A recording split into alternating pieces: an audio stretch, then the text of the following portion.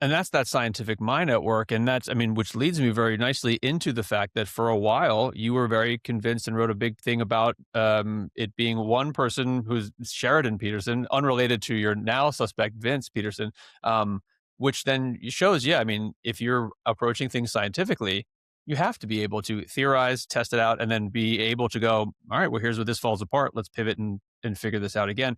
Can you talk about that process? A, what led you at first to Sheridan and what made you go, maybe this is not the case? Yeah, and I want to be clear about something. I actually, at this point, don't think Vince Peterson was DB Cooper as well. Wow, okay. I have never said that I thought somebody was DB Cooper. Now, in the case of Sheridan Peterson, I kind of famously said I was 98% convinced that he was DB Cooper, which by definition means that I'm 2%, 1 out of 50 unsure. Sheridan Peterson was very intriguing because initially, I believe that the FBI had probably actually come across the real DB Cooper at some point in time. I believe that he was probably one of the people, one of the suspects that they had looked at in their files, the 1,000 people that they had looked at, because we've all heard of those cold case mysteries where they end up being solved 30 or 40 years later, usually because of enhancements in DNA testing and so forth, only to find out that the real culprit was somebody who was kind of on the radar screen all along, but they just couldn't close the deal. So I thought that's probably the case with DB Cooper as well. And as I was reading through the FBI files, thousands and thousands of pages about different suspects and so forth, Sheridan Peterson was one that just stood out. And not just for me, for the FBI as well. He was a remarkable suspect, and ultimately, I've never read that he was actually ever officially eliminated as a suspect. I know as of early 2000s, when the FBI was involved with what's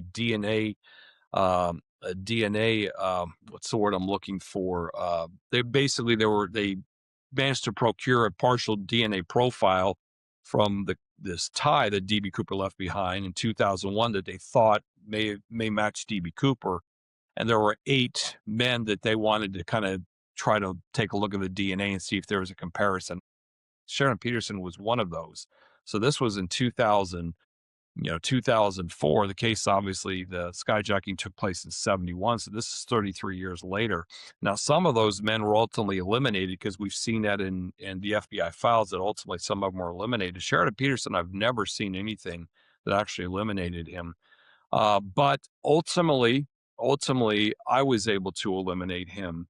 And because the way I approach this is I find somebody like a Sheridan Peterson who I find very interesting, who I think checks a lot of the boxes. And then my objective in part becomes to tear it apart, try to punch a hole in my own argument. And, there may be 99 points that are spot on and indicate that Sheridan Peterson may have been DB Cooper. But if you find just one, that's all it takes is just one that you can't overcome. That's all you need. He's not the guy. You're best served to move on.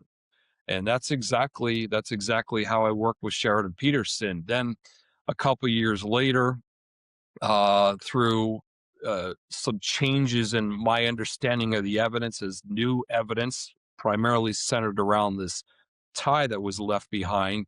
As some of this new evidence came to light, which is very heavily steeped in science and particles, different metallic particles, and that kind of thing.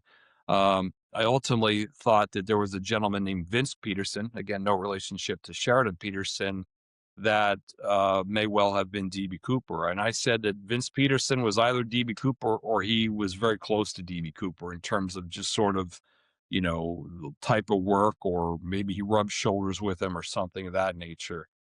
But eventually, like with Sheridan Peterson, I came to believe that even he wasn't DB Cooper, and the reason why was because as new evidence came to light, as we continued to do research, scientific scanning electron microscope analysis of tie particles and so forth, and it sort of started to come into focus and become more clear what was actually on that tie.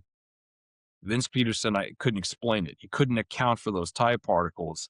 And I've said many times before, if you can't explain the tie, or if your suspect can't explain the tie, then he's simply not the guy. It's as simple as that. You That's can have like a that's a you good can have a rhyming one. suspect, but if you can't explain that tie, if you can't account for it, then he's Yeah. not the dude. That's just all there is to it. So because for a while, all of the elements to this titanium alloy and all these different things, salts, and that very much pointed towards him for you.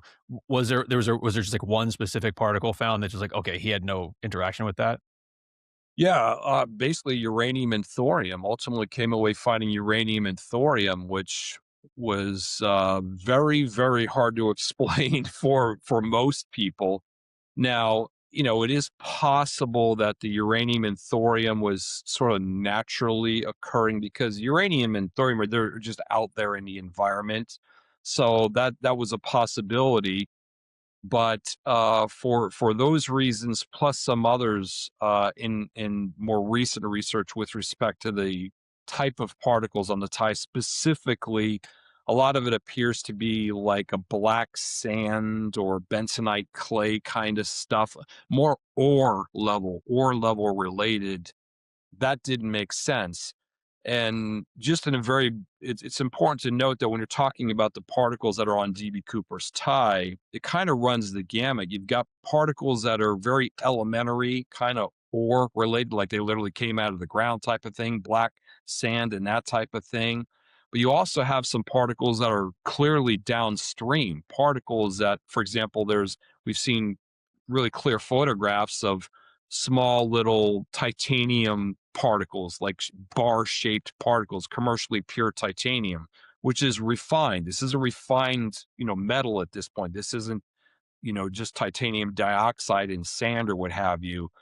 There's also another very famous picture of a flake of titanium with stainless steel smeared into it, clearly indicative of some sort of mechanical process. Again, that's downstream. That's not something you just pulled out of a mountainside or whatever.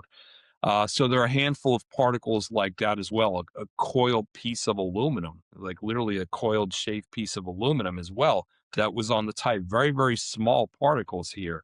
So um, that went a long ways in towards of informing me, or at least directing me in terms of places that could account for all of these things. And in the case of Vince Peterson, or certainly Sheridan Peterson, I just couldn't explain it. If Yeah, they you were can't if they build that story how where they would have had to go and interact with people or whatever to get all that on the tie. That's where it That's falls apart. exactly it. And again, to go back to what I said, you can have 99 hits, but if you got one that doesn't hit, then you gotta cut bait, you gotta roll. That's How it. much do you account for you know anybody who would have interacted with that tie, let's say in the when it was made, and some in the salesman and the salesperson in the store, and then maybe somebody I don't know and then in the recovery process, like how many more elements could have been added by various people who may have touched this tie? Very few, and the reason why, and this is, I mean, serendipity has played a part in this case, and I think with respect to the tie, it's been very serendipitous to the degree, to a certain degree, primarily because the type of particles we found on the tie, commercially pure titanium, alloy titanium, certain high grades of stainless steel and aluminum, and types of bentonite clay and other black sand, magnesium and zinc and a whole array of metals and things like that, as well as rare earth elements. These are pretty exotic. These are pretty rare, especially in the late 1960s. I mean, nowadays titanium is used, for wedding rings and golf clubs and plates and all kinds of crazy and exotic things. But back in the late 1960s, kind of in the throes of the Civil War, was a different story. It was very hard to come by, and it was really used exclusively in aerospace as well as in the chemical industry. So it is unreasonable that a salesperson working at J.C. Penney in 1964, which is when the tie was manufactured and would have been sold, it's unreasonable to think that somebody like that could account for really any of those particles that were later discovered, later found on the tie. So again, serendipity has played a part with respect to uh, the investigation into the case. And the reporting of it being the tie of DB Cooper and was left on there, I mean, I assume that is there any wiggle room of being like, maybe that was just a tie that was on there that they think was DB Cooper's and just wasn't? Or has it been fairly confirmed? Well, it's been absolutely well established that that was the tie that DB Cooper was wearing because they saw him wearing the Right, tie they had because it, sure. the tie was found on his seat. So, So, yeah, so you know, unlikely, yeah. yeah. Now, there's been some discussion people bring up, well, maybe he purchased it at a thrift shop, Goodwill, or some such place, which I think is a little bit of a stretch or a lot of bit of a stretch. But the interesting thing to consider as well is that right out of the gate, when this skyjacking took place in 1971, right out of the gate, the authorities immediately surmised that DB Cooper must have had some sort of relationship with the aerospace industry because he demonstrated a familiarity, he demonstrated knowledge with aviation in general and the Boeing 727 in particular. So they started immediately looking at Boeing in particular. But, if you fast forward, a handful of decades to more recent years, it was only really probably in the last 20 years or so where, because of advances in science, particularly scanning electron microscopes and the like, that we discovered or that the particles on the tie were discovered. And lo and behold, they're consistent with aerospace type of particles in the 1960s. So that would just be one heck of a coincidence if DB Cooper happened to, pick up this tie from a Goodwill, for example, in 1971 or what have you, and, It had been really knew donated very little by, about yeah, aviation. And just so happens that all the stuff on the tie was consistent with somebody who worked around aviation, or aerospace. So I think, and there are other things as well that very, very strongly indicate that was DB Cooper's tie from the very beginning, from 1964. He probably wore it pretty regularly for 5 years or so. Chucked it in the back of his drawer as fashion changed in America, no longer the skinny black clip-on tie, no longer was that kind of cool and in. It was now, big wide ties that were, lime green with yellow spots on it and that kind of stuff.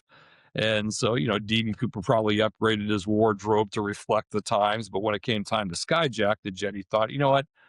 Let me go back and grab one of those old ties there, which also has the benefit of being a clip-on tie, which is safe if somebody's going to grab your tie to, or something, you don't want it to turn into a weapon or some such thing. yeah, So police officers wear clip-on ties. Managers or foremen who wear ties in machine shops wear clip-on ties in case it gets you caught in know, machinery. It just rips right off, doesn't rip your head off. So they had there was sort of an ancillary benefit of sure. grabbing that tie. So.